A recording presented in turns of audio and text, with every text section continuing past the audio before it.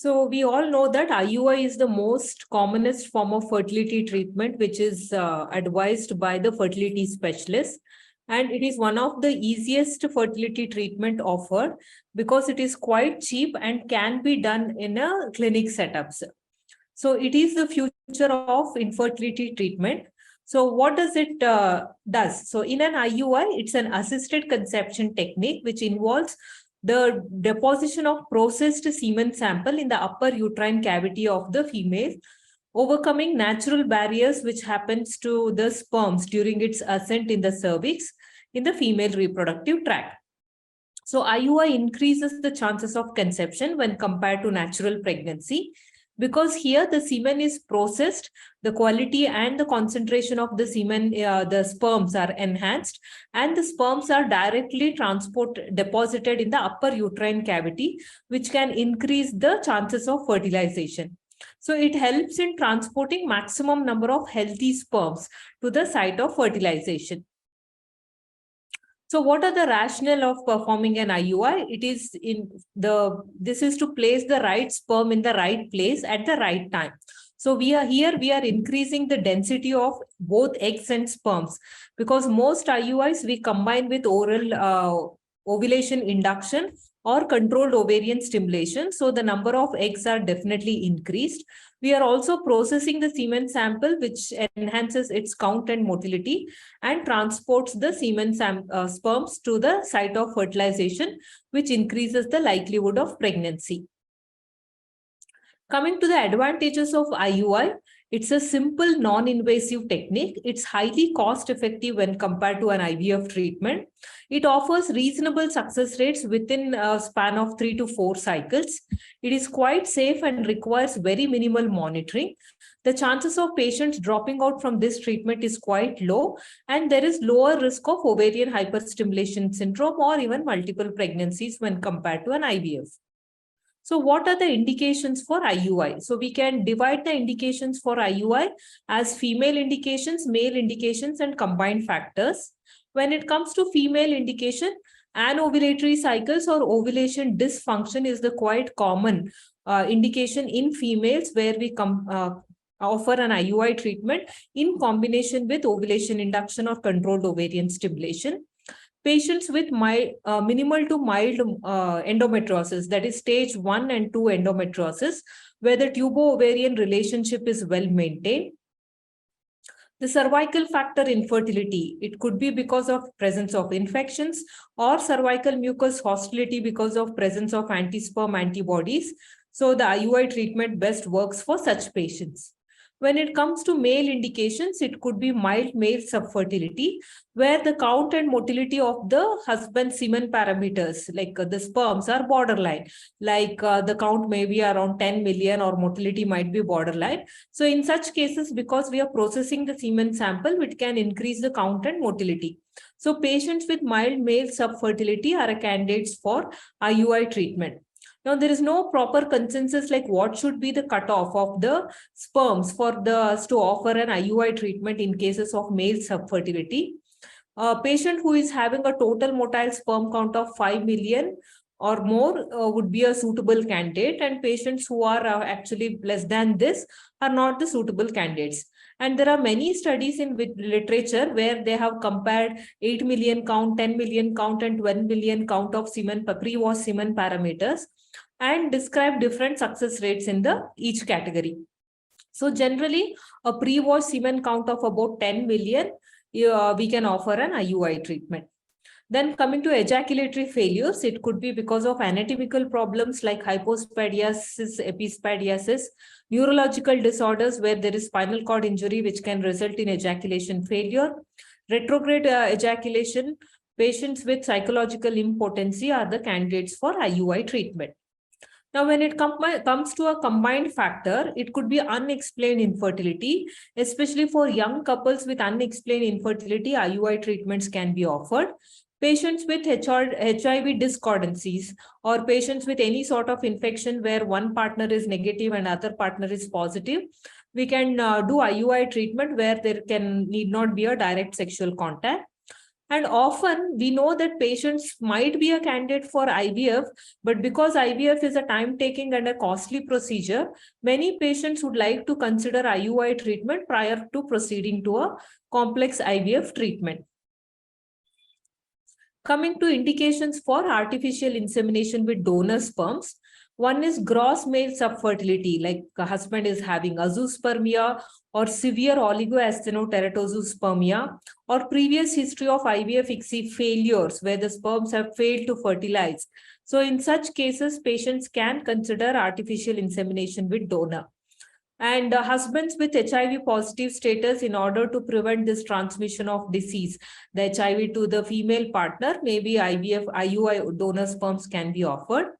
Husbands with known familial or genetic disorders and can be offered IUI with donor sperms in order to prevent this transmission of diseases from one generation to other. And women with severe RH incompatibility, where because of the positive status of the husband, she might be having this sensitization. So to prevent it, we can offer IUI with a negative sample also, so that this incompatibility issues don't come up. And single women can also be offered with IUI AID. Coming to the contraindications of IUI treatment, if there is bilateral tubal blockage, yes, definitely it's a contraindication. However, if there is blockage in one tubes, then yeah, you can still consider IUI on the side where the tubes are open. Patients with pelvic endometriosis stage 3 and above, where there is severe distortion in the tubo-ovarian relationship. Patients with peritubal adhesions, mainly diagnosed following a laparoscopy. Severe male factor infertility, like patients with extremely low counts and all. Patients with active genital tract infection, cervical atresia, or patients with unexplained uterine bleeding and all should not be offered with IUI treatment. Now, coming to the first step in an IUI treatment, that is ovulation induction or a stimulation protocol for IVF. So our main agenda of today's class is to describe the ovulation induction. So whenever you are offering an IUI treatment for couples, the first important step would be an ovulation induction. And how there are several protocols which are available for induction. So we will be discussing about the induction protocols, its success rates, and how to monitor these stimulations. So who would require ovulation inductions? Patients who are having anovulatory cycles, like polycystic ovarian syndrome patients or patients with WHO type 1 amenorrhea, that is hypochondrotrophic hypogonadism patient. So these patients lack ovulation in them. So it's important that we induce ovulation before offering IUI treatment. So in such patients who don't have ovulation at all, so ovulation has to be induced. So that is called ovarian induction. Whereas there are patients who are already ovulating on themselves on a regular basis. So in such patients, we intentionally want to super ovulate these patients who are regularly ovulating.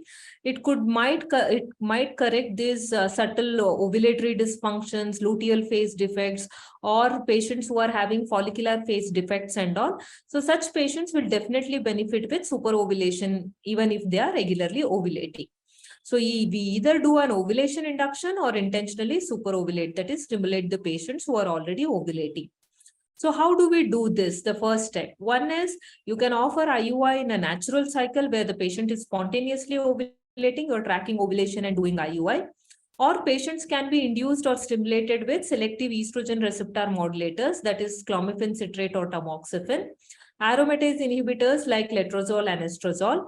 Or patients may be used a combination of either SERMs or aromatase inhibitors in combination with gonadotropins, or we can go for only gonadotropin stimulation.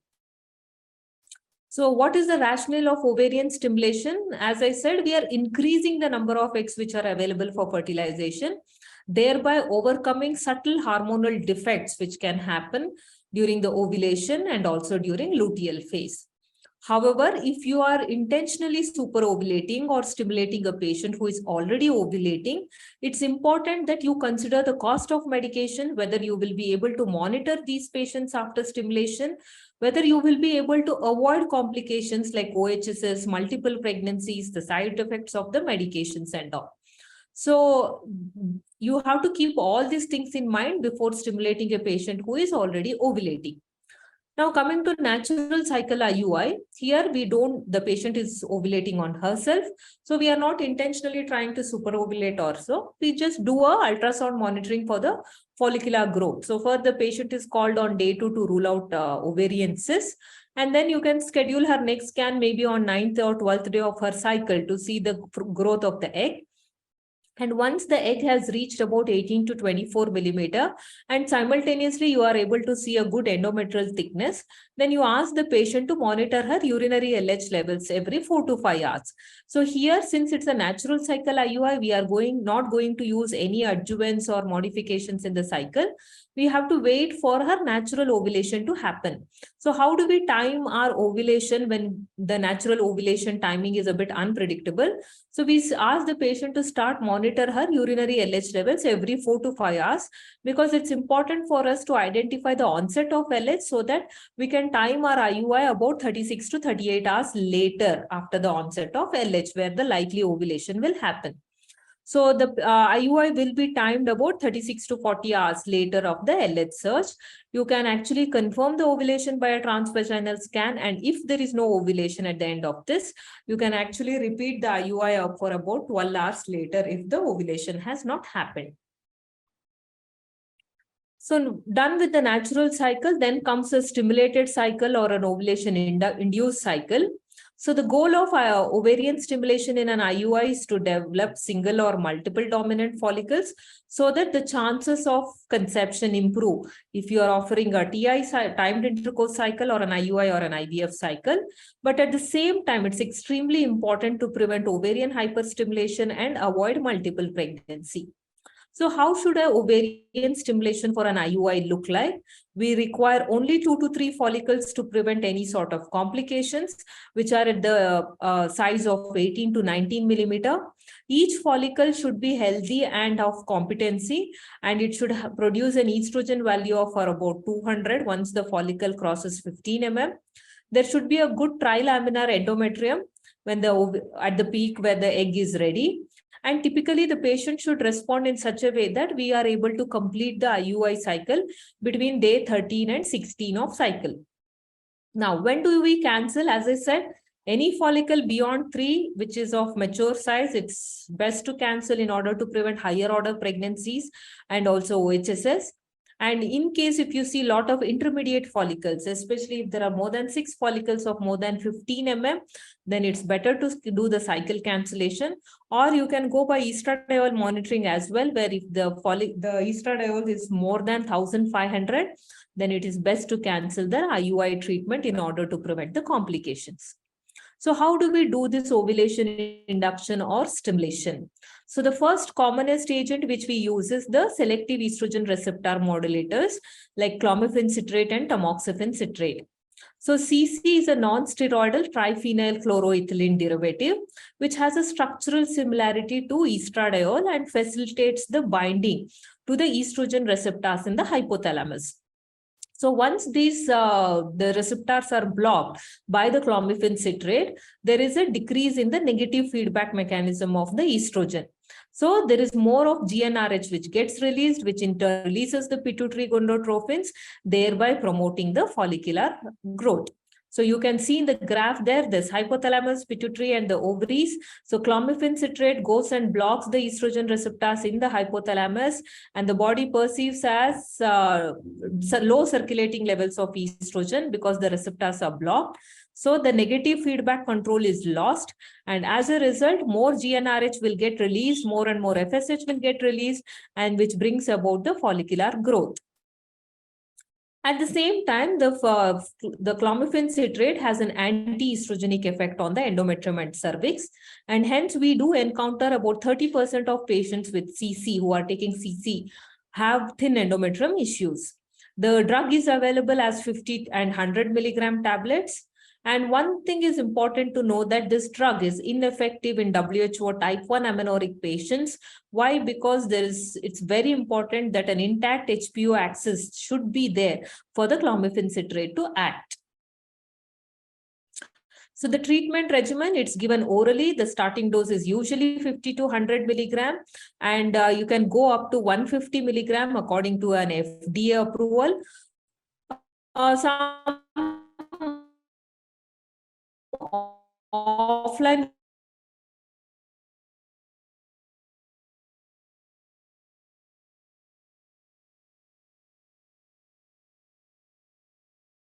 patients do ovulate, cycle fecundity rates of 22% with cumulative pregnancy rates of 70 to 75% over a period of 6 to 9 cycles. And this is when the patient is having an anovulatory kind of infertility. The multiple pregnancy rates with clomiphene citrate is about 5 to 8%, majority of which are twins. Now, if the patient is unable to conceive at the end of 3 to 6 cycles of CC-induced ovulation, then either you have to evaluate other causes of infertility or change the treatment strategy. So what are the side effects of clomiphene citrate? One is vasomotor flushes, that is 10%. Abdominal distension, blotting pain, which is encountered in 5.5% of patients. Breast discomforts, nausea, vomiting in another 2% patients. Headache, 1.3%, and visual disturbances can also be a cause of discontinuation of clomiphene citrate. So the recent studies have shown that clomiphene citrate is known to decrease uterine blood flow, which can actually have an effect on implantation. It does have a direct effect on the oocytes, fertilization, implantation, and embryogenesis. So coming to understand the concept of CC resistance and CC failure, we call it as CC resistance or ovulation failure when the patient is unable to ovulate after 3 months of continuous usage of clomiphene citrate at a maximum dose of 150 milligram per day for 5 days. So if you are using this clomiphene citrate every month for about 3 months, you have gone to a maximum dose of 150 milligram per day. But still, if the patient is unable to ovulate, then it means that it is CC resistance. And this is quite commonly encountered in patients who are having polycystic ovaries. About 30% of PCO patients are resistant for clomiphene citrate. Whereas CC failure means conception failure, where the patient is able to ovulate with clomiphene citrate but is unable to conceive with clomiphene. It could be because of the anti-estrogenic effect of the clomiphene citrate. Then we do encounter a lot of patients who are actually have this resistance for ovulation. This is especially true with patients who are polycystic ovaries. So how do we overcome this kind of resistance? So this could be true following use of letrozole also, sometimes with gonadotropin, sometimes with SERMs as well. So we, after doing all these things, we still have some patients who are actually failing to ovulate. That is, that resistance is there. And it is quite common with patients who are polycystic ovaries. So how do we proceed in such patients? One thing is, if the patient is overweight, definitely there should be weight loss, at least 5% of her body weight. It is important that because many of these patients do have high LH levels, especially during the early recruitment phase. So you have to bring down this LH levels below the ceiling line and make the LH levels within the window. So for that, pre-treatment with contraceptive pills or sometimes estrogen or progesterone might help to bring down this LH levels. Or you can extend the use of clomiphene citrate of about 150 maximum dose till for a day of about 10 days. And if the patient is not able to develop a dominant follicle by 9th day or 10th day, you go for a sequential treatment where you can combine gonadotropins in the same cycle and bring about ovulation. Combination of treatments, maybe with metformin, myoinositols, ovarian drilling may include than when usage with clomiphene citrate alone might bring about ovulation 4 to 9 times better. Treatment with glucocorticoids, that is giving Dexa 0.5 mg right from the day of stimulation, or prednisolone 5 milligram might help in overcoming this resistance. Again, the use of sildenafil citrate or low-dose aspirin as a blood thinners and to improve the endometrial or ovarian blood flow are quite controversial, but however, we do combine these agents in order to bring about ovulation in resistant patients. Then coming to the other SERM, that is the clomiphene citrate. It is also a triphenylethylene derivative.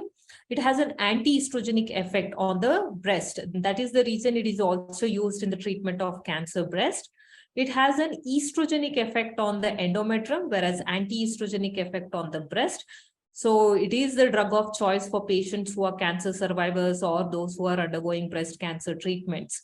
So the dose is at 40 milligram per day, used for about 5 days, starting from second or third day of periods. The ovulation rates and pregnancy rates are same when compared with clomiphene and tamoxifen citrate. Tamoxifen citrate is superior to CC in some things, especially because it has an estrogenic effect on the endometrium. So patients who encounter thin endometrium with clomiphene citrate particularly benefit with use of tamoxifen citrate. So where do we stand as far as the Cochrane summaries are concerned? So there is no evidence between clomiphene and tamoxifen citrate as far as the ovulation rates and pregnancy rates are concerned. Then coming to the second line of drugs, that is aromatase inhibitors. So these drugs act by inhibition of the enzyme, that is aromatase, which inhibits the conversion of androgens to estrogens. So there is reduced negative feedback of estrogen on the hypothalamus, which in turn brings about GnRH and FSH release from the hypothalamus and pituitary, which brings about the follicular growth. There is also an increased follicular sensitivity to FSH due to the intrafollicular accumulation of the androgens because of the lack of the conversion of androgens to estrogen. That might increase the FSH receptors expression on the follicles, which makes the follicle more sensitive for the FSH and brings about dominance of the follicle. In PCO patients, increased FSH release, lower E2, monofollicular response is the likely possibility with also increased endometrial thickness and reduced multiple order pregnancies when compared to CC. And that is the reason letrozole is the drug of choice for patients for ovulation inductions in PCO patients. And it is not clomiphene citrate because letrozole brings about a more of monofollicular response when compared to a clomiphene citrate. So generally, we use this third generation aromatase inhibitors, that is letrozole, anastrozole, orozole. It has a mean half-life of 45 hours. The drug usage is from 2.5 milligram, can go up to 7.5 milligram, starting from second or third day of periods. The side effects being hot flushes, nausea, vomiting, and headache. So the advantages of this letrozole on the when compared to the CC, it has an improved endometrial thickness and improved cervical mucus, because we have to understand that CC has a negative effect on the endometrium and the cervical mucus. The letrozole brings about a more monofollicular development and a better folliculogenesis. The result is that a higher pregnancy rates and higher chances of singleton pregnancies, especially patients with PCO and CC resistant patients. Hence, it is the drug of choice for patients with PCO. So, aromatase inhibitor, it's a novel protocol for, again, we can use it as a multifollicular development in an probably IVF cycle. So what we do is we try to increase the FSH window by prolonging the suppression of estrogen levels, and it prevents the raising estrogen from suppressing the endogenous FSH. So we give in the protocol of day 1 tab, day 2 1 tablet, day 3 2 tablets, that is again 3 on the day 4 and 4 on the day 5. So we are increasing the FSH window for a prolonged time, which can bring about multifollicular development by suppressing the endogenous production of the estrogen. So that is the reason this can also be used to bring about a multifollicular development. So especially when we are using this low-cost IVF called as costless protocol and all, we can use this letrozole for a prolonged time, say 5 days at this 2.5, 7.5 milligram per day and all. And along with it, with some low-dose gonadotropins as well, in order to keep the FSH window much longer so that multifollicular development happens. There is also called as extended letrozole protocol, where instead of giving the letrozole for 5 days, it can be extended for 10 days so that we get more number of mature follicles, which can increases the chances of pregnancy without much increase in the chances of OHSs. Then coming to the third category of drugs, that is gonadotropins. Commonly we use HMG or FSH injections for the ovarian stimulation. The advantages of gonadotropins is that it is highly responsive and effective. The disadvantages being it's expensive. There is higher risk of multiple order pregnancies, higher risk of OHSS, and it's very important that these patients who have administered gonadotropins are properly monitored. A combination of clomiphene citrate and gonadotropin can be cost effective for a patient who is undergoing a IUI treatment. Then coming to gonadotropins, we have HMG preparations, which have 75 international units of FSH and LH, along with lot of urinary contamination proteins. So the next came the highly purified preparations of the HMG, where it has very trace elements of the contaminated urinary proteins and 75 international units of FSH and LH. We can alternatively go for use of urinary FSH or highly purified urinary FSH. And recombinant preparations like RFSH and RLH are also available, which are highly specific in an action without any trace activity of the other hormone, be it LH or contamination proteins. So who are the candidates for gonadotropins in an IUI treatment? One is patient with WHO type 1. As I said, the intact HPO axis is very much essential for the oral ovulogens to act. Since it is not there in WHO type 1 amenorrheic patients, we have to use directly HMG injections in these to bring about follicular development. It could be used for PCO patients who have shown resistance to ovulation with oral ovulogens, patients with unexplained infertility, or patients with low AMH or poor reserve, or patients with older women where we intentionally want to superovulate them in order to increase their chances. Gonadotropins can be considered. And the dose of gonadotropin depends upon her body mass index, age, the AMH levels, the dose at which her previous cycle response was there, the cause of infertility. Coming to the regimens of gonadotropin use for IUI. So we can just go for a conventional regimen where we just choose a dose between 75 or 150, give it daily till the follicle reaches its dominance, say about 16 mm, and then go ahead with the HCG trigger and IUI treatment.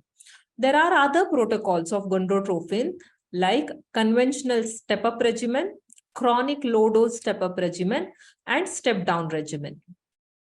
Coming to the step-up protocol, so here we just go with a higher dose to begin with, that is 150 international units, given for about 3 to 4 days. Follicular monitoring is done, and if the patient has developed a dominant follicle, we just continue with the same dose till we give her trigger and do the IUI.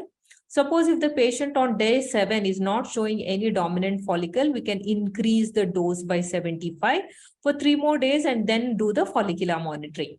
So here the starting dose is 150 and we are stepping up the dose if the patient is not responding at that dose of 150. The second protocol is chronic low dose step-up protocol. So here the starting dose is less. So we know that in conventional step-up it is 150, whereas in chronic low dose step-up protocol, the starting dose is 75 international units. So we give 75 international units of FSH or LH for about 7 days, do the follicular monitoring, and if the patient has got a dominant follicle out of it, we continue with the same dose and do the follicular monitoring. Suppose at the end of 7 days of gonadotropin, if the patient has still not developed a dominant follicle of more than 10, then we can increase the dose by a low dose. That is, a chronic low dose is increased. That is just by 37.5 international units. So this is again given for another 7 days, and then follicular monitoring done. If there is dominant follicle, continue with the same dose. If there is no dominant follicle, again increase by a low dose of 37.5. So like this, we can increase the dose every 7 days and reach a maximum dose of 225 international units per day. So this is particularly useful for patients who are resistant for ovulation, especially PCOD patients. But this is a bit practically difficult to use, because every 7 days the patient may be lost for follow-up, may get frustrated because of this prolonged treatment. So in our clinical practice, what we do is we increase this step up, like low dose step up, every 3 to 4 days, depending on the response of patients. So this protocol works very well for patients who are showing resistance to ovulation with the conventional treatment and all. So instead of 7 days of step up, we just do a 3 to 4 days of step up. Every 3 to 4 days, there will be step up by 37.5 international units based on the development of dominant follicle.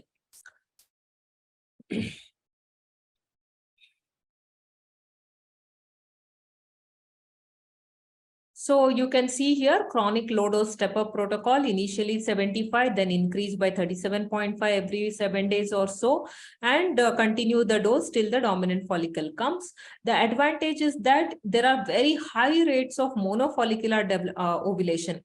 So our main problem with this kind of resistant patient is that when we start, they will not show any response, and suddenly when a particular dose is increased, you can see that there will be multifollicular development, leading to cancellation of cycles. So due to fear of OHSs and multiple order of pregnancies. So if you are doing a dose increment at a very low dose and in a chronic fashion, there are a high chance of monofollicular ovulation, less chance of OHSs, higher order pregnancies, and trust me that it offers a very good pregnancy rates as well, because in these kind of patients, their main problem will be ovulation, lack of ovulation, and if you make them ovulate by this kind of protocol, definitely the pregnancy rates are very good per cycle. The disadvantage being it has a longer duration of treatment. So coming to the results of chronic low dose step-up protocol, about 70% of patients have monoovulation cycles, 20% cycle pregnancy rates per cycle, very low incidences of OHSs, multiple pregnancy rates, it's just 6%, and that too, it's mostly twins. Then coming to the last regimen, that is gonadotropin step-down protocol. Here we try to mimic that of a natural cycle where on a day 2, day 3, FSH levels are high, and as the dominant follicle emerges and there is increase in E2 levels, the FSH levels falls down. So here we start with a higher dose of 150 international units per day. And once the dominant follicle starts emerging, we decrease by 37.5 every day and reach a dose of 75 international units per day till we administer HCG. The advantage being that it reduces the duration of treatment and it mimics that of a natural cycle. The disadvantage means it requires a more stringent monitoring because we are starting at a higher dose of 150 international units. Then coming to something called gonadotropin sequential protocol. So where here what we do is initially we step up the dose, and once the dominant follicle has been reached, we step down the dose. So this is how it looks like. Initially, till the dominant follicle is coming, we follow this low dose step up protocol. And once the follicle has reached 14 mm, we know that it becomes gonadotropin independent. So it does not require this kind of high dose of gonadotropin. So we can decrease the dose of gonadotropins. So how do we monitor gonadotropin therapy? One is it could be either by a transvaginal scan or by blood levels of estrogen. So for each dominant follicle of more than 15 millimeter, the follicle should secrete an estrogen levels of 200 picogram per ml. It means that the follicle has a good developmental competency. And if you are going by a transvaginal scan, you have to do a day 2 scan to rule out cysts, and then after about 4 to 5 doses of gonadotropin, start looking for the development of the follicles, and you can assume a growth rate of about 1 to 3% per day and schedule your scans accordingly based on your follicular growth. And simultaneously, it's important to look into the endometrial thickness and blood flows. The size of ovulation for in gonadotropin therapy, about 70% of women ovulate when the follicle is about 18 millimeter size, and about 80% ovulate when the follicle is about 19 to 20 mm. So accordingly, you can plan your surrogate LH. So surrogate LH, we use either an HCG trigger or a loop, that is a GnRH agonist trigger at a dose of 1 milligram or 2 milligram. When it comes to HCG, about 5,000 to 10,000. If there is no evidence, dose and cause. Studies which showed that at what follicular size when a drug is used, it's better to give the surrogate LH. So as I told, whenever we are using gonadotropin, based on the endometrial thickness, its appearance, the size of the follicle, its blood flows, its RIPI values and all, if it's peak systolic velocity and all, we decide when exactly to trigger ovulation. So the result of gonadotropin is that in patients with WHO type 1 amenorrhea, the pregnancy rates are about 90% and a cycle fecundity of 25%, because here we know that the lack of ovulation is the only cause of infertility in them, whereas patients with type 2, that is PCO patients and all, have a pregnancy rate of about 30 to 60% at the end of 6. However, one thing is the advantages of oral drug. No, because there are many patients who actually get a good follicle, have a good success rates with the oral ovulations as well. It leads to better patient compliance. It's low cost. There is lower chances of complications like OHSs and higher order pregnancies. And also it requires less cycle monitoring. Then the use of combination of drugs, something like metformin while we are doing ovulation induction, definitely in patients with CC resistant polycystic ovarian, the combination of metformin definitely improves the ovulation rates and pregnancy rates. Which is better, whether, as I said, CC and clomiphene citrate have the same ovulation rates and pregnancy rates. When comparing letrozole with CC, there is no, again, statistical difference between the two drugs as far as the pregnancy rates are concerned. Then use of low dose HMGs, or whether to go for just oral ovulations like CC in IUI. Again, ovarian stimulation with low dose HMG is slightly superior when compared to CC stimulation alone. It has a higher clinical pregnancies and live birth rates when compared to CC usage alone. Then which is better, whether letros or gonadotropins or clomiphene citrate for patients who have unexplained infertility? There is higher clinical pregnancies and live birth rates when we are using gonadotropins. That is why in unexplained infertility, gonadotropin is a drug of choice for ovarian stimulation or induction of ovulation. So what about combination of usage? Letros HMG can be used in combination, which can result in a better follicular development, improved endometrial thickness, and increases the live birth. We can also use for a combination of clomiphene citrate and HMG, which can increase the number of follicles and a higher pregnancy rates when use of drugs in LO. So what is the clinical evidence for stimulated IUIs? So there is an RCT which compared 3 cycles of IUI and an expectorant management. No doubt there was 3-fold improvement in live birth rates with IUI when compared to an expectorant management. Another RCT comparing 4 cycles of IUI with clomiphene with the use of FSH and CC. FSH definitely is more effective than CC, but the disadvantage being the multiple order pregnancies. So IUI with clomiphene citrate may be offered for patients with unexplained infertility as a safe and effective treatment.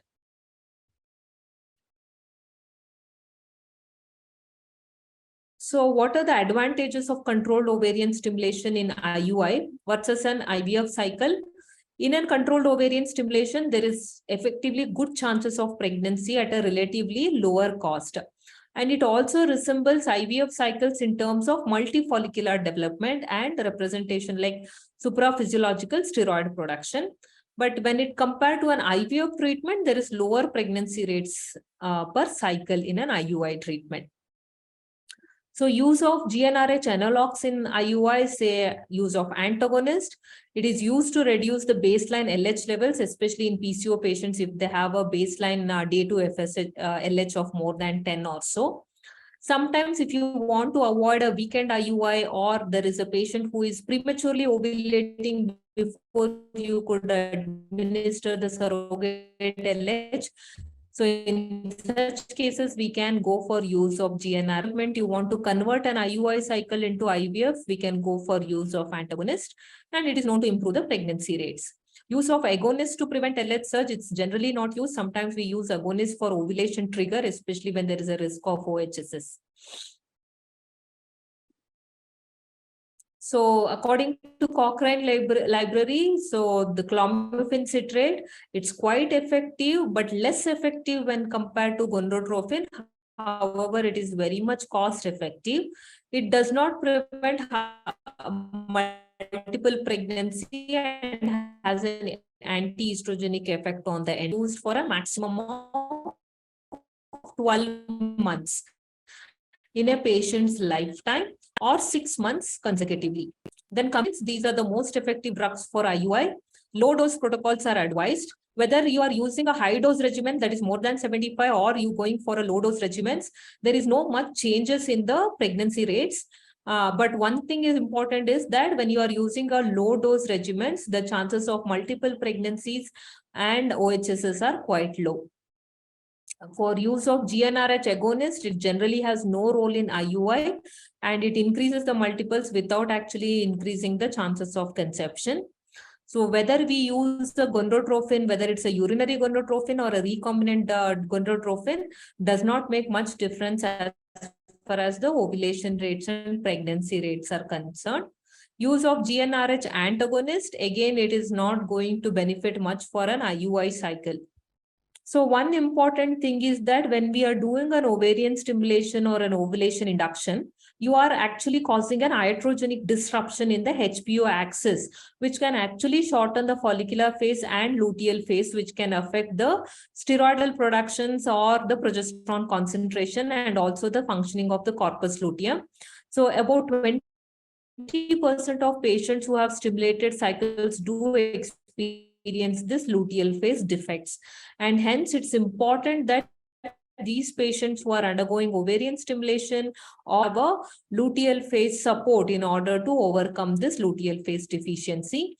So progesterone is the main treatment of choice to overcome this luteal phase deficiency. So the key message is IUI increases the rate of conception by improving the sperm quality and quantity and transporting the sperms directly into the upper uterine cavity, thereby increasing the chances of pregnancy, the fertilization. IUI has a good couple compliancy, which has low dropout rates and a very low risk of complications such as OHSs. So doctors prefer to do IUI in combination with controlled ovarian stimulation because it can offer better pregnancy rates when compared to a natural cycle. And ovulation induction or any sort of ovarian stimulation can cause luteal phase defects, and it's important that these patients are supplemented with progesterone to overcome the same. So the factors responsible for a success in IUI, one is you have to look into the maternal age, the duration of infertility, the cause of infertility. Appropriate diagnosis should be made, and then we have to offer controlled ovarian stimulation, follow a right protocol, give the surrogate LH at the right time, and plan your IUI treatments. A proper semen processing is equally important, and timing of IUI should be planned soon after ovulation for better success rates. Good afternoon to one and all. Today's topic is endometriosis and infertility.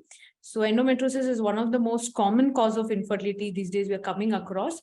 So in today's talk, I'll be covering what are the causes of and how endometriosis leads to infertility, what are the new methods of diagnosing or scoring system we have with keeping a pregnancy rate as a perspective, and what are the treatment options, especially among infertile couples who present with infertility. What are the specific things that we should keep in mind when we are planning treatment for endometriotic patients? So firstly, I'll be starting with pathophysiology, which most of you are already aware of.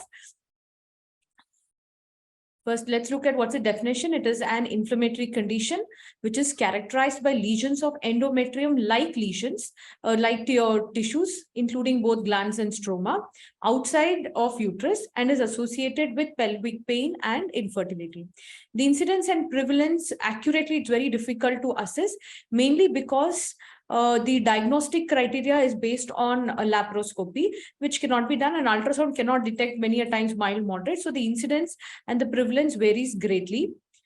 If you look here, it has a wide range of 3 to 43% among fertile patients, and it was all diagnosed when they underwent the sterilization procedures. But generally, if we see the incidence of infertility or incidence of endometriosis among infertile couple ranges between 20 to 80%. Those who present with chronic pelvic pain it varies between 15 to 70%. And when they have any first degree relatives presenting with endometriosis, be it a mother, sister, then the patient, there is about 6 to 7 times higher chances of developing endometriosis in a lifetime. The various theories which have been proposed, what could be the possible cause for the development of endometriosis? One is Samson theory, where it is said to be a retrograde menstruation, where bits of endometrial tissue travels in the reverse direction when it sits on the ovarian surface and leads to development of endometriosis. Then there is Mayer's theory, which is attributed to coelomic metaplasia. The cells of peritoneum, ovarian surface, and endometrium arise from a single precursor, and there is a high chance that it can undergo metaplasia. Then Halban's theory, because of vascular and lymphatic metastasis of endometrial tissues, direct transplantation of endometrial tissue onto the pelvic structures. And endometrial disease theory, where there is superficial peritoneal implants, which initially is thought to be as the physiological, but the deep infiltrating ones and the ovarian endometriotic cyst is considered pathological. Then we have the invagination theory, which is most widely accepted, where the superficial endometriosis, which is present on the ovarian surface, adheres to the surrounding peritoneum, and then every cycle there is repeated bleeding at that point. It's collected, it's trapped in the adhesion, and eventually it can get. These are the various theories that have been proposed for the possible cause of endometriosis. Next, this is a major thing that we have to keep in mind. Why do these implants are not recognized and it has not been removed? What is the abnormal presentation or the immunological disturbance that we see among endometriotic patients? They have defects in the cellular immune mechanism, which is mediated by macrophages and natural killer cells. And because of this, there is impaired recognition and clearance of the refluxed endometrial debris by the immune system. And the tissue fragments attach to the peritoneal mesothelial cells, and they invade the extracellular matrix, where they persist and proliferate, and eventually leading to the implants and the development of cyst. And the molecular mechanisms that we see in endometriosis. In normal women, the parameters which we see in the endometrial tissue is they have low levels of estrogen and prostaglandin E2, and this is mainly because of the low activity of aromatase enzyme and COX-2, and this is maintained, and also the progesterone which comes in the secretory phase releases 17-beta HSD, which converts estradiol to a less potent estrone. So all these mechanisms are reversed in an endometriosis case, where women with endometriosis have got high activity of aromatase and COX-2 levels. And this in turn increases the estradiol and prostaglandin E2 at the levels of ectopic endometrium. And because of that, we see high local estrogen production, high production of prostaglandins, especially prostaglandin E2, and they have got resistance to the action of progesterone. So these are the specific features of the ectopic endometrium that we see in case of endometriosis. This is the same thing which is put in pictorial representation.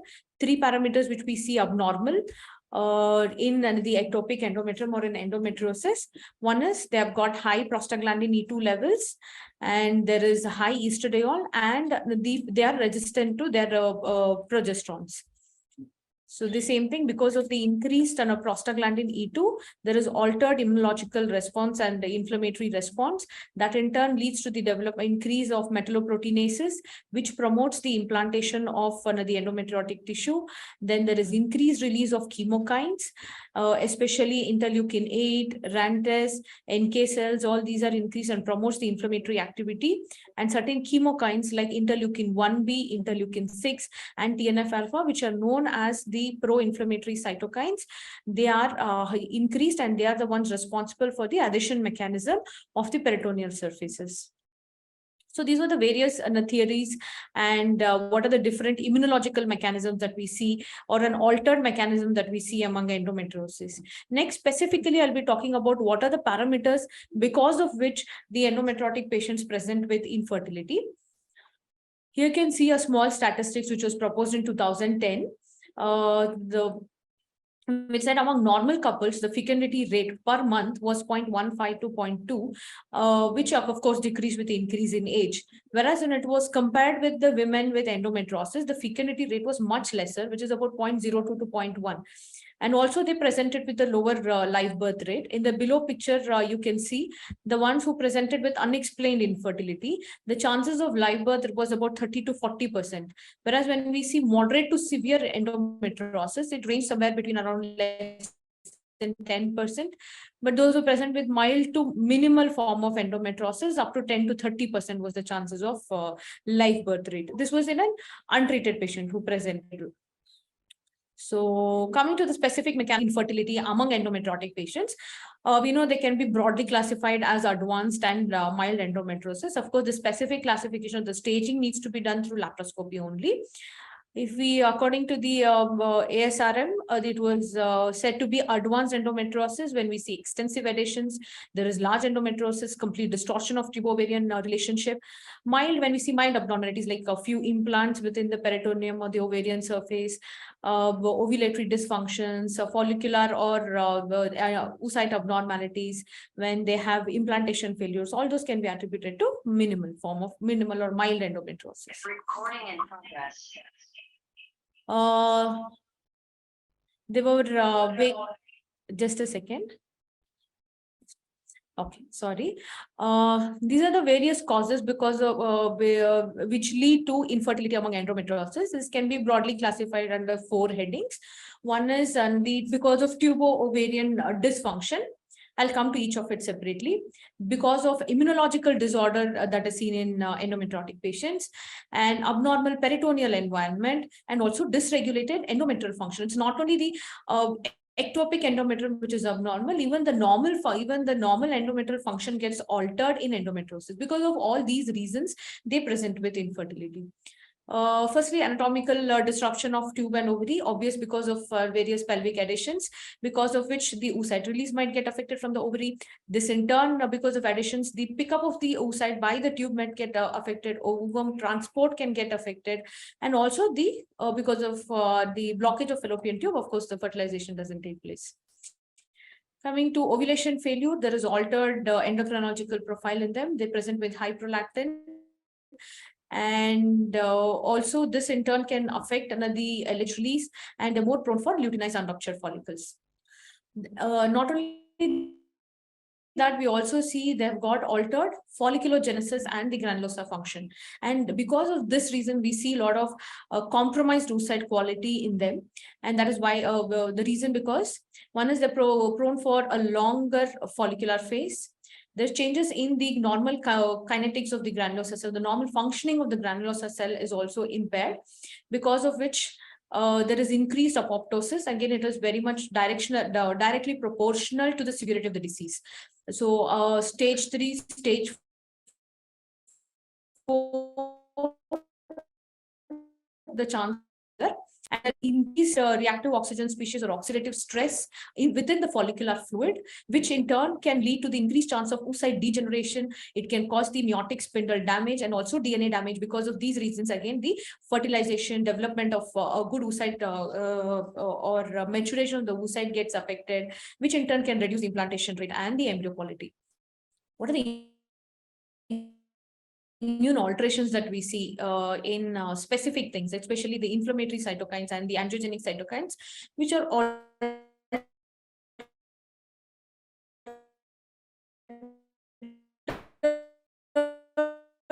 follicular fluid abnormalities, which in turn can affect our oocyte quality and the sperm travel, and inflammatory changes are seen in both follicular fluid and peritoneal fluid. Sorry, in case I'm a little fast, please let me know. I'll go slow. There is increased B lymphocytes, natural killer cells, macrophages. See, the overall gist of the immunological profile that we see within the follicular fluid and the peritoneal fluid is there is increased inflammatory cytokines, increased macrophages, B lymphocytes. This will in turn lead to infertility, especially interleukin 6, 1B, TNF alpha, and altered levels of progesterone, indicating altered steroidogenesis. What are the alterations that is specific to the peritoneal fluid? As I said, the volume of peritoneal fluid because of inflammation, it is higher among endometriosis patient, irrespective of the stage. And the inflammatory cytokines, that is interleukin 6, interleukin 1, TNF alpha are increased within the peritoneal fluid. Angiogenic cytokines, that is VEGF and interleukin 8 are high. The specific function of interleukin 6 is that it reduces the sperm motility, affects the development of M2, that is a metaphase 2 is a mature oocyte. Oocyte spindle by impairing the microtubule and the chromosomal structure, thus contributing to infertility. Because of these mechanisms, one is it impairs the sperm motility and also the sperm binding and the acrosome reaction.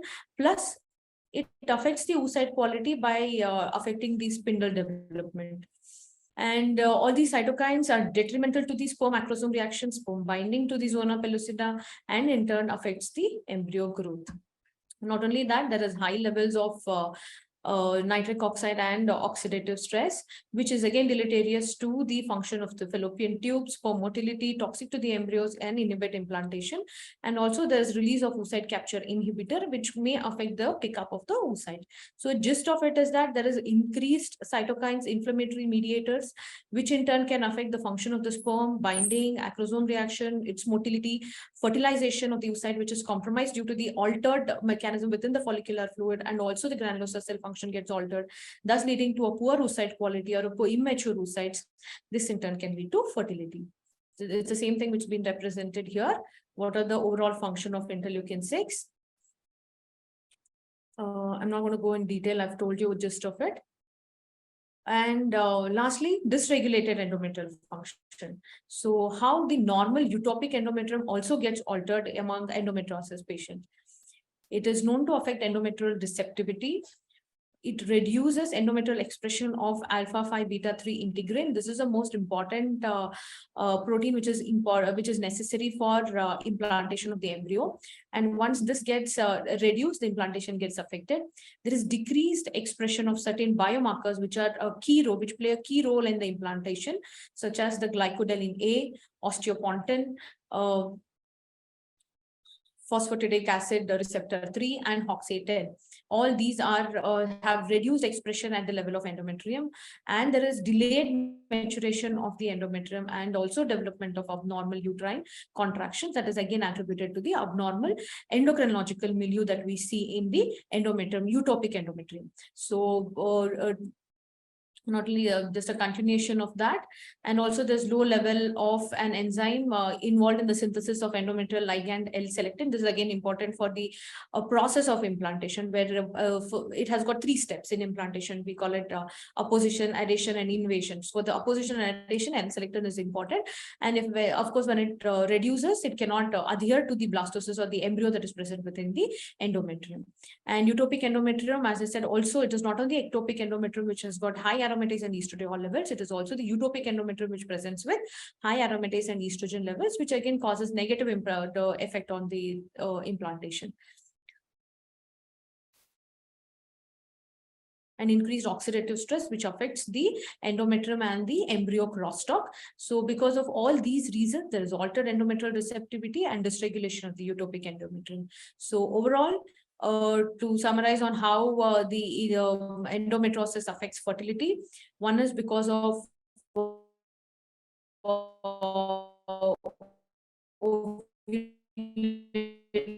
and because of anatomical causes. And second thing is a very immunological genesis, develop increased abnormal hormonal milieu where they're prone for luteinized unruptured follicles. Then there is abnormality within the endometrial receptivity also. So all these reasons, they are prone for infertility. So endometriosis affects oogenesis, and then there is intrinsic ovarian issues because of the altered follicular microenvironment. This in turn affects oocyte quality, embryos, which in turn affects pregnancy rates and implantation rates. Altered peritoneal fluid is responsible for and also they are responsible for affecting the fertilization, and also the utopic endometrium is also affected in them. So these are the pathophysiology of endometriosis. What are the theories? How do they develop?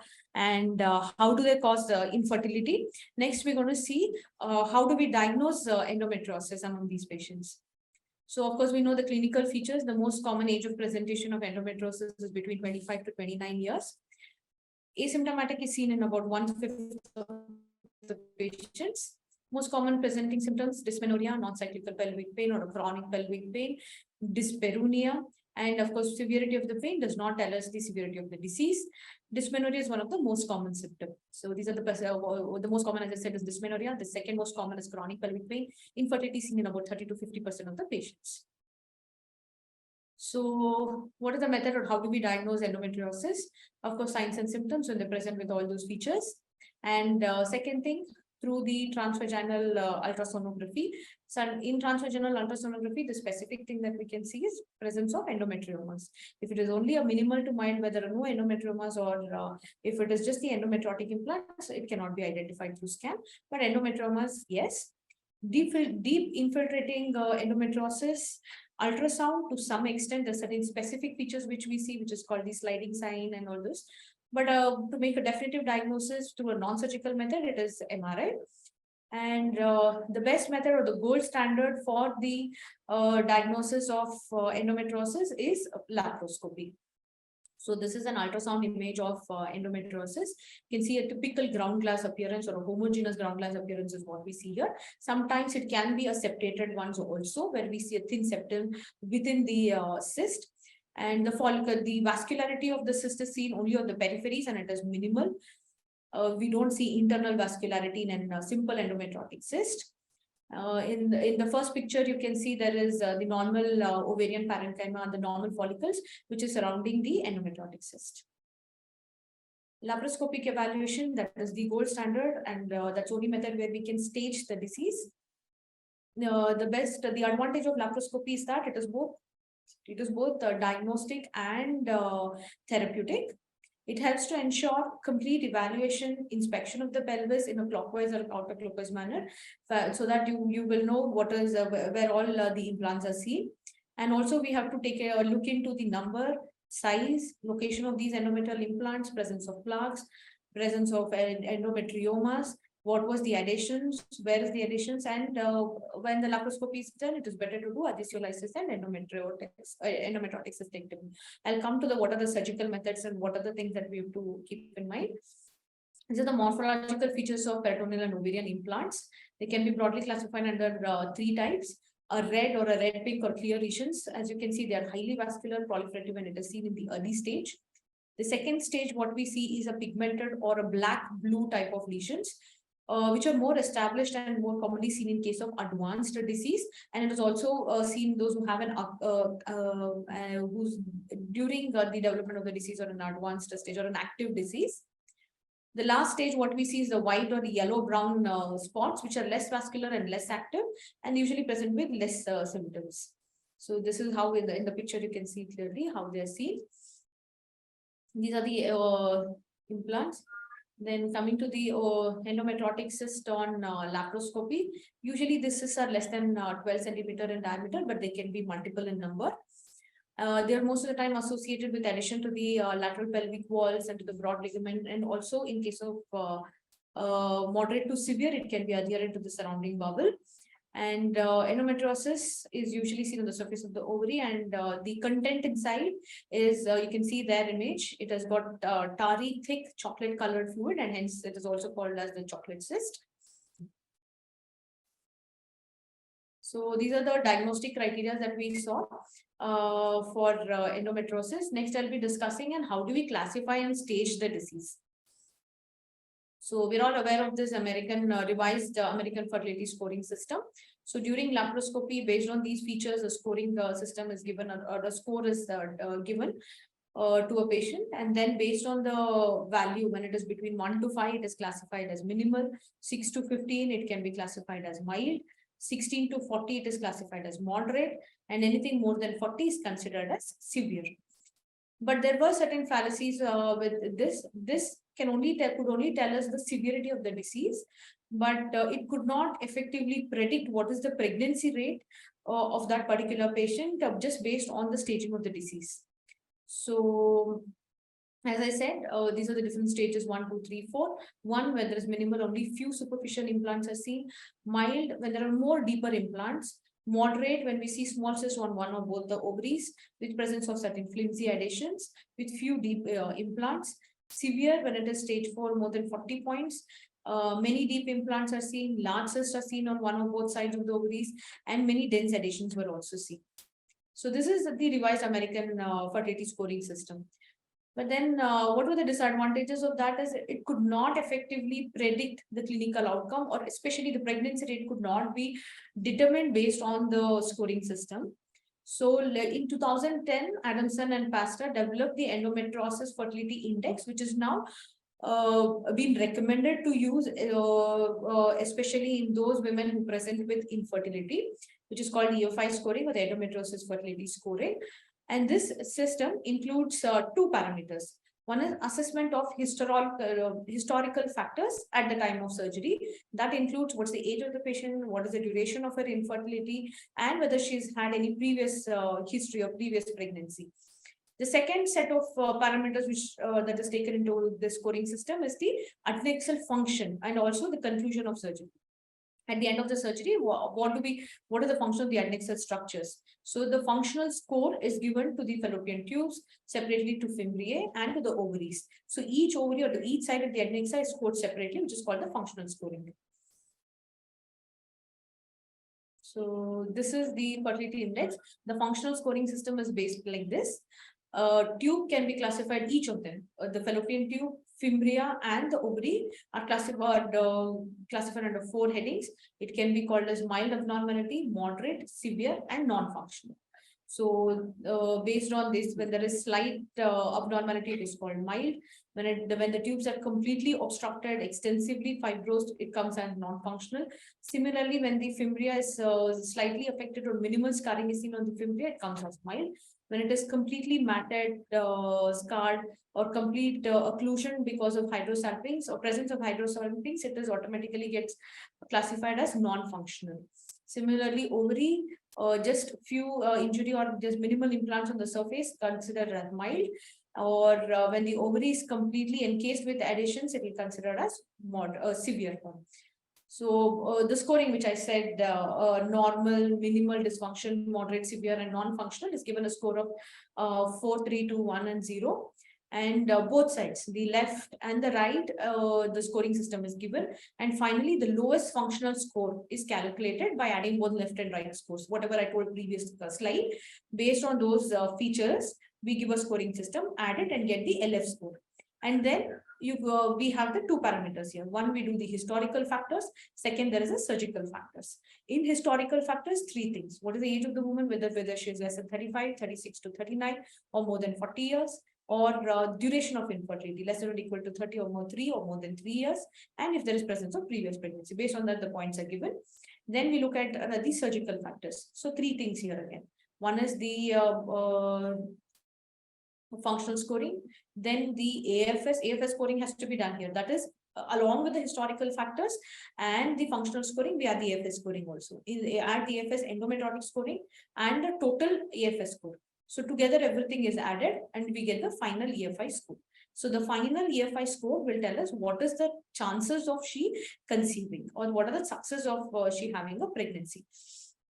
When the EFI, the endometrial fertility scoring of between 9 to 10, it indicates the highest potential for natural conception, and had approximate estimated pregnancy rates between 55 and 74% at 12 to 36 months, respectively. Means spontaneous conception chances can be predicted through this scoring system. So 9 to 10 is again best, because the chances of spontaneous within 1.5 years is about 74%. When the score is least, 0 to 3%, the chances of pregnancy is almost less than 10%, or it means they definitely have to go for treatment. So EFI is considered as a simple, robust, and validated clinical tool that predicts pregnancy rates for patients after surgical staging of endometriosis. So the EFI is very useful in developing treatment plans in infertile patients with endometriosis. So previously, based on the revised EFS scoring, it was not possible to predict the pregnancy rates. But now, because we are including various other factors, and also it is not just the stage of the disease, the functioning of the adnexal structure, that's the ovary, tubes, and the fimbria, have been taken into consideration. We can effectively predict what is the chance of pregnancy in future. So this is again a study which was conducted where they looked at the fecundity over the 3 years among different scoring systems. You can see when the score was 9 to 10, the fecundity was good. At the end of 3 years, if you look at the yearly fecundity is about 10, but when the score was 0 to 3, it's almost the fecundity rate was 0. This is the recent scoring system which has to be followed among the infertile patients. So the next, coming to the treatment. In treatment, I'll be covering general treatment options. What does the recent guidelines say? We have a recent GGIRHR guidelines released in 2022. What do they propose, and what was it proposed previously, and what are the changes that they have told now? And what are the specific things that we have to keep in mind when we are planning a surgical treatment among endometriosis, among infertile patients, and what should we do when there is recurrent endometriosis? So all these things I'm going to cover in the treatment segment. So treatment classified can be given as medical management, surgical management, or combined. Based on the stage of the disease and the patient symptomatology, we decide what is best for her. Whether we have to go for a combined therapy, plan a surgical management, or a medical management. This is an overall representation. I'll come to it later. So the medical management, when do we recommend these medical therapies? In general, mainly for pain relief. Yes, medical therapy is recommended. Women presenting with infertility, strictly no medical therapy. Directly you have to plan, because most of medical drugs that is given, maybe the OCPs, GnRH agonists, or giving progestogens, all these will suppress ovarian function and lead to a contraceptive effect. But the main concern in them is to plan fertility, and also all these medicines known to suppress the ovaries for some time. This in turn can affect their fertility chances later. So medical therapy is strictly not recommended in women planning for fertility.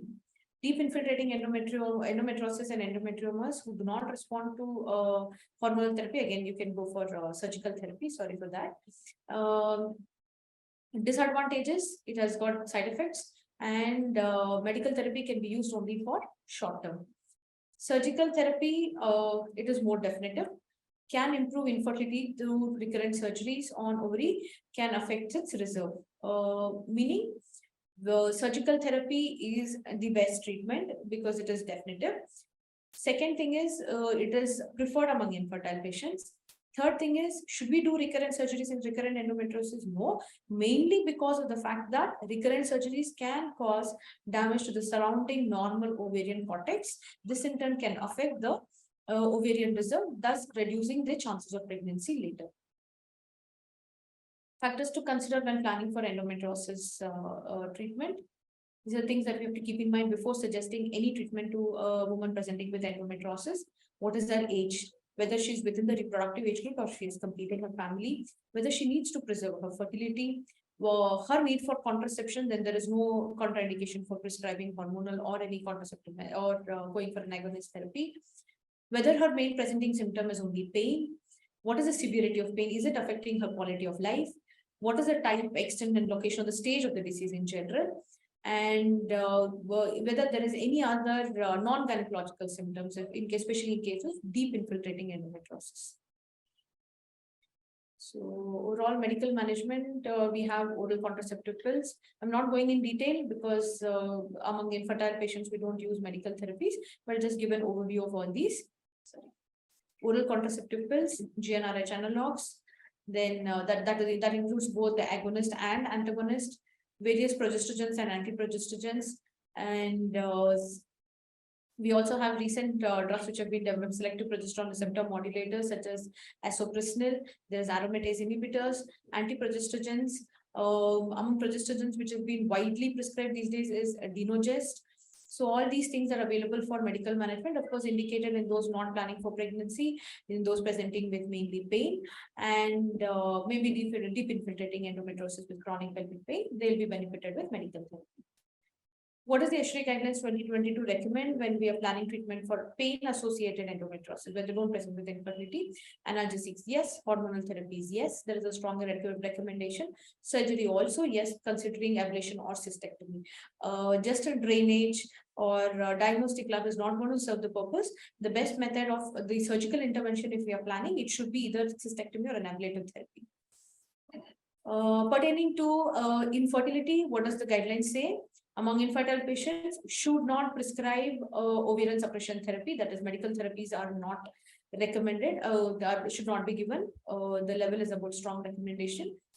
And women seeking for pregnancy should not be prescribed any post-operative hormone suppression therapies. And operative laparoscopy could be offered to a patient presenting with ASRM stage 1-2 endometriosis, which is known to increase, surgical therapy can increase their ongoing pregnancy rates. So basically, medical therapies and even post-operative hormonal therapy not indicated. Second thing is operative is the best method. Deep infiltrating endometriosis may represent a treatment of option in symptomatic patients who want to conceive. Now coming to the surgical management. In surgical management, I'll go a little deeper, where I'm going to discuss what are the strategies basically we have to keep in mind, or we have to consider when we are planning for a surgical therapy in women presenting with endometriosis, with infertility.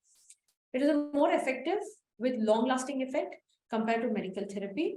The incidence of disease recurrence after 5 years following a surgical or a complete surgical excision is about 20% or compared to 50% with medical therapy. So when do we do surgery in endometriosis? When there is presence of endometrioma, presence of deep infiltrating endometriosis, and when it is associated with infertility, or when there is failure of medical therapy. What are the principles that we should follow? Of course, the knowledge of the disease and treatment modalities should be well aware to the surgeon. It should be done by an experienced surgeon, mainly to keep in mind that there should not be excessive damage to the normal ovarian tissue so that the fertility can be preserved. Adequate personnel, the facilities, personnel and equipments are necessary. Appropriate patient selection. This is the most important one. We should be able to decide who requires surgery, in whom it should not be done. Based, how do we decide this? One is the age of the patient and what is her fertility indication. If somebody presenting with the age of say 35-36 years, where the ovarian reserve is low, which is already 0.5 or an AMH of 0.5, 0.6, presenting at 36 years with a small endometriotic cyst of about 1 centimeter. In such cases, it is not indicated. When we see an endometrium of more than 3 centimeters, that is when we plan for a surgical therapy. So because of her age and ovarian reserve, you would have already planned for an ART or an IVF procedure. In such cases, it is not mandatory. I'll come to the guidelines in future where I'll tell you when you should do the surgery. Whether surgery is indicated in all cases of endometriosis going for IVF. All those things, I'll tell you what the guidelines say. So we should have a maximum exposure. Of course, high definition camera should be used when we are planning for a laparoscopic endometriotic cystectomy. Always keep in mind very minimal trauma to the tissue and achieve excellent hemostasis. Remove all the diseased tissue, means it should be a complete clearance as much as possible. And of course, confirmation by tissue pathology is necessary. So management of endometriomas in women requiring IVF, whether surgery is required or not. As I told you, this tells who requires surgery, who does not require surgery. In this table, it summarizes the overall thing. Previous interventions done for endometriosis means she's already been operated for endometriosis. Should we reoperate when she presents with endometriosis and infertility? No. If it is more than one surgery, no. If she's not done any previously, yes, then you go for it, provided the cyst or the endometriotic cyst is bigger. Ovarian reserve, if it is damaged, or as I said, if it is lesser, surgery is not indicated. An intact ovarian reserve, where the reserve or the AMH is still normal, then you can consider ovarian reserve. I would like to tell a small point here. When you're considering ovarian reserve, especially in women presenting with a big endometriomas, whether the size is about 3 centimeters or 4 to 5 centimeters, that in turn can cause a slight falsely high levels of AMH, with the recent studies have proposed. But always go by the ultrasound features, correlate what is the antral follicle count, don't just go by the AMH values. And if a surgery is planned, always measure a pre-surgery AMH and a post-surgery AMH. What are the pain symptoms present or absent? If infertility associated with pain and surgery is indicated for other reasons, then yes, it is necessary. Bilaterality of the disease, monolateral disease, it is better. And surgical, if you're suspecting any malignant transformation, then yes, surgery is mandatory.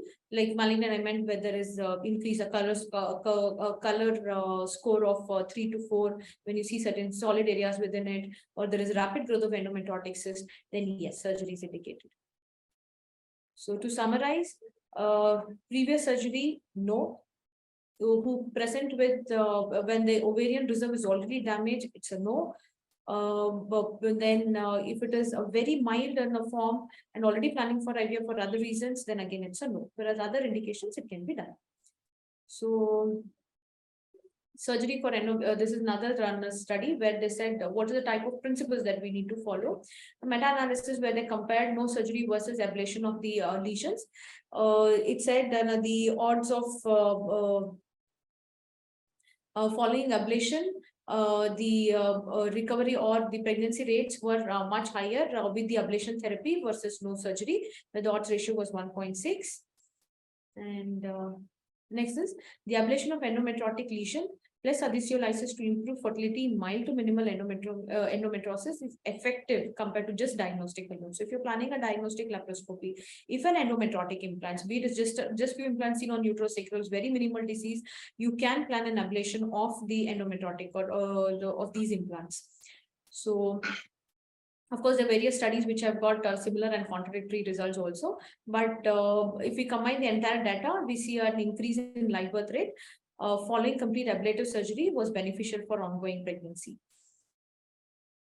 This was another study where they compared vaporization versus excision. Excision was more favorable among infertile patients. Then surgery for endometriomas. Optimal surgery, what are the things that we should do? Meaning in infertile patients, if there is a huge endometrium of more than 3 centimeters, planning for the surgery, a primary surgery, not in case of recurrent, primary surgery, ablation and just drainage or just cyst aspiration is definitely not recommended. Why? I'll tell in the next slide. The cyst wall consists of normal ovarian tissue, which, if removed, could potentially compromise the ovarian reserve due to significant loss of follicles. So, cystectomy approach is better when compared to ablation. So, if you're using a current, then that can thermal damage to the surrounding structures. Therefore, plan for a cystectomy is better, minimizes the chance of recurrence, and also less lateral damage. Ultrasound guided aspiration, a lot of conflicting evidence.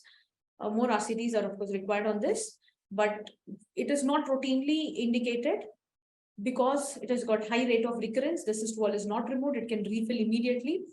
Inadequacy, we don't have a cytological examination for that. The risk of adhesions and infections are very high. And also they're being proposed an in situ injection of tetracyclines, ethanol, methotrexate, which may prevent recurrence, but this cannot be used as the first line treatment. So when do we use this cyst-line ultrasound aspiration? Where patient has already undergone multiple endometriotic cystectomies or multiple surgical therapies, and she still presents with the ovarian endometrioma. And if it is coming in the way of she's undergoing for an IVF and it is coming in the way of an oocyte retrieval becomes difficult, maybe in such conditions aspiration, but always you have to keep in mind the recurrence rate is very, very high. It might recur in the same cycle also.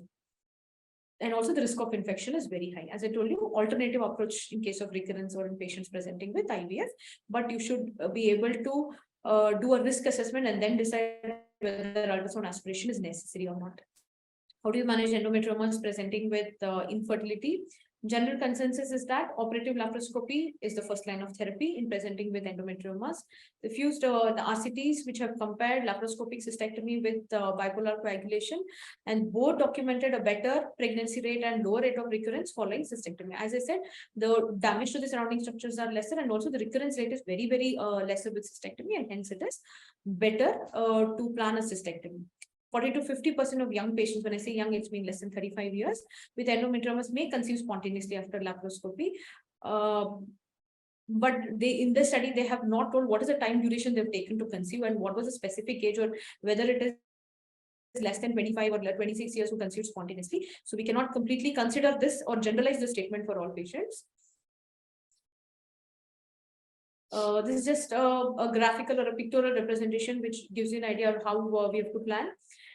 Suppose a patient is planned for an IVF procedure and she presents with endometrioma. First thing you see whether she's undergone a previous surgery on the ovary or not. If it is a previous surgery is yes, then you may consider this study, just to remind you, it was published in 2008, where they had proposed a GnRH agonist for 3 months prior to IVF was beneficial. But the recent studies have already proven that it may not cause real benefit effects or not see. Therefore, don't pointer. Okay. So therefore, this GnRH agonist 3 months prior to the thing is not indicated now. This was published in 2008 and hence it is there in the slide. So previous surgery, if it is done, then nothing, you can directly straight away start with IVF procedure. No previous surgeries. If the cyst is less than 3 centimeter, you can proceed with an IVF. Anything more than 3 to 5, you need to decide based on the number and the size and its location. More than 5 centimeter, yes, ovarian cystectomy is indicated, and then go for IVF procedure. So these are the old guidelines. I'll just skip because I've covered most of it. Surgery for peritoneal disease. Now we discussed what do we do when there is endometriomas. When do we operate? What are the surgical methods that we should keep in mind? Next, I'm going to discuss what do we do with the peritoneal disease. When you see only the peritoneal disease, excision, ablation, it is again a lot of controversies on this, but both have given equal results. Again, there is controversy on whether to use electrocoagulation, either monopolar or bipolar, which is better. Bipolar is better because to avoid the thermal spread. Peritoneal excision is the only way to ensure complete treatment because it is difficult to determine the depth of peritoneal implant. Ablation therapy claim that it is as effective as excision and has advantages of simplicity, less blood loss, and shorter operative time. Evidence from a small RCTs have shown no difference in effectiveness in excision versus ablation. This have already covered. What are the points that favor surgery? Symptoms, because there is improvement of symptoms, the pain might improve. There is improved fertility following surgery in IVF. In case of patients presenting with IVF, the difficulty of accessing follicles can be overcome. Risk of pelvic infections are reduced. Why surgery is not indicated? Sometimes it can cause deleterious effect on the ovarian reserve if it is done extensively. There is high risk of premature ovarian failure. If the normal ovarian tissue is completely damaged because of the surgery itself, then yes, they will be pushed into very soon. Electrocoagulation, because to achieve hemostasis, more and more electrocoagulation used on the surface of the ovary, that again cause damage to the normal ovarian cortex. So these are the points that is against surgery. So same thing. I'll come to the most recent, but this is still followed. Stage 1 and 2 associated with infertility among expected patients, among younger patients, expected management or super ovulation or IUI after laparoscopy. Best is plan for an IUI after laparoscopy because there is a lot of meta-analysis and RCTs have already been published and proved that ovulation induction with IUI improves the pregnancy rates immediately following surgery. Women more than 35 years, you should carefully decide whether IUI or an IVF because the ovarian reserve is compromised there. Stage 3 and 4 associated with infertility, the best treatment would be to proceed with IVF. So the same thing is covered here. As I consider operative laparoscopy, if it is not done, instead of expected management, to increase the spontaneous pregnancy rates, you can always go opt for surgery. Endometriosis and IUI, when do we prescribe IUI? Of course, first thing, before planning for IUI, we need to see this not just because the tubes are patent, we should not plan for IUI. We need to keep the other parameters into consideration. What's the age of the woman? Which is less than 35 years, or ovarian reserve is good with the AMH is more than 1.5, and there are no other parameters. And on laparoscopy, we've seen a normal functioning tubes on both sides. In such cases, IUI is indicated, especially, and of course, it is the minimal to mild endometriosis who come under this category. And the study, why not expected management and why IUI? The studies have shown there is 5.1 times higher pregnancy in couples receiving IUI with ovulation induction compared to just IUI it is recommended to consider IUI with ovarian stimulation within 6 months of surgical treatment. One thing we have to keep in mind, following a surgical therapy in endometriotic patient, means if the surgery is done, the treatment should be planned, be it IUI, IVF, in the immediate cycle.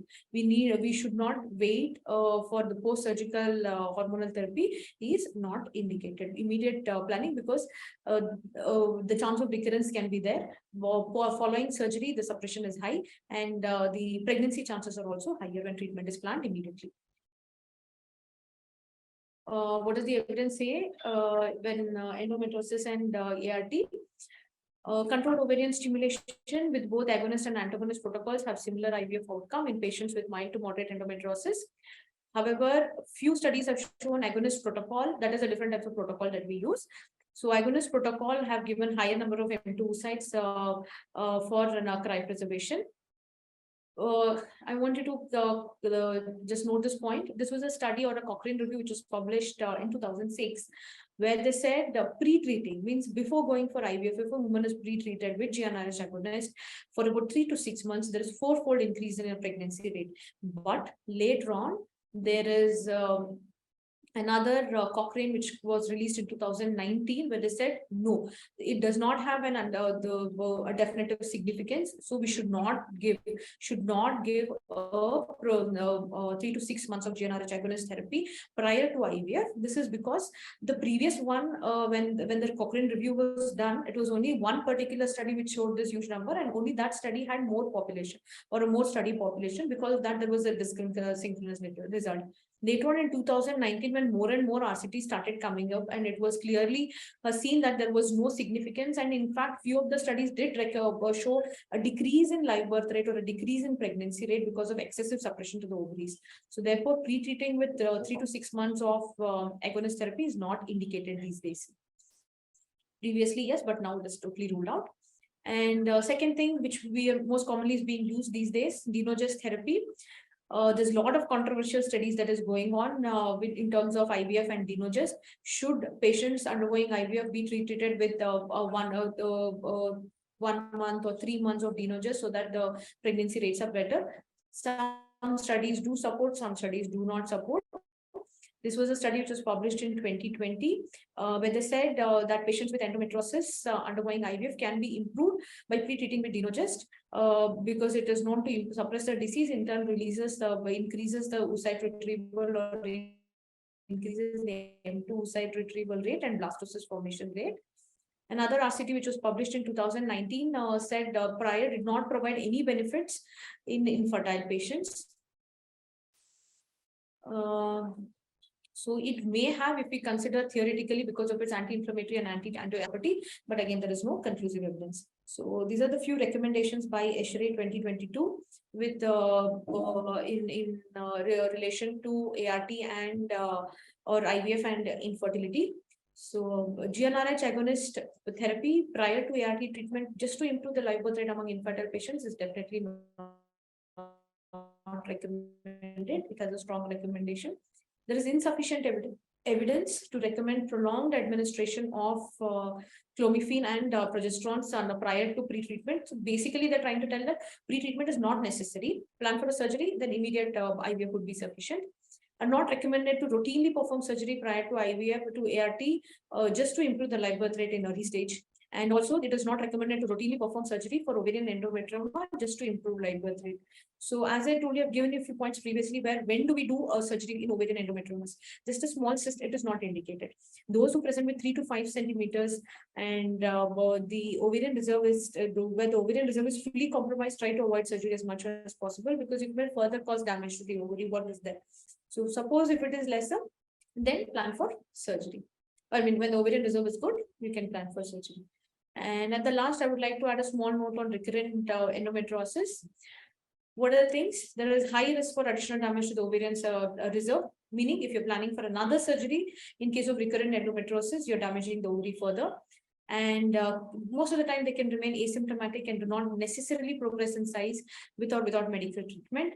Decision to reoperate depends less on the endometrioma size than on symptoms. Such patients more likely to have a deep infiltrating endometriosis. So this was a systemic review on recurrent endometriosis. Again, it was an inconclusive evidence where one study did not favor, one study did. So the spontaneous pregnancy rate after one surgery was about 41%, after two surgeries, 23%, where you can see there was a drastic drop. So therefore, overall to see, repetitive surgery is not recommended. So with this, I would like to finish my talk on endometriosis.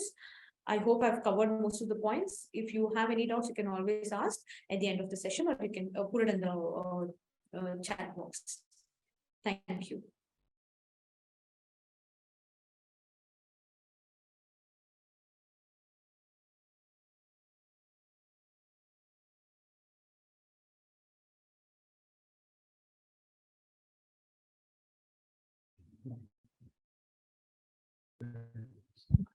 So we've received one of the questions from one of the doctors as why endometriosis is associated with falsely high AMH. Over to you, Dr. Chinmayie. Yeah, Doctor, I've seen this. It is only few recent studies which are coming up where because of the altered follicular milieu, they're saying it has increased, but specifically they could not really give a description on why it is high. But high meaning it is not like a 2 will look like 4, maybe slightly high. Only thing is you should keep in mind that we don't get carried away saying that it is high and then we can do an extensive surgery. So it is always best when we correlate it with our scan findings. I mean, based on the antral follicle count. If you're seeing a good antral follicle count, then you can still consider a complete excision. So again, based on the size and what is the location of the ovarian cyst and what is the feasibility of the surgery. So if you consider all these parameters and then plan a surgery for an endometriotic patient.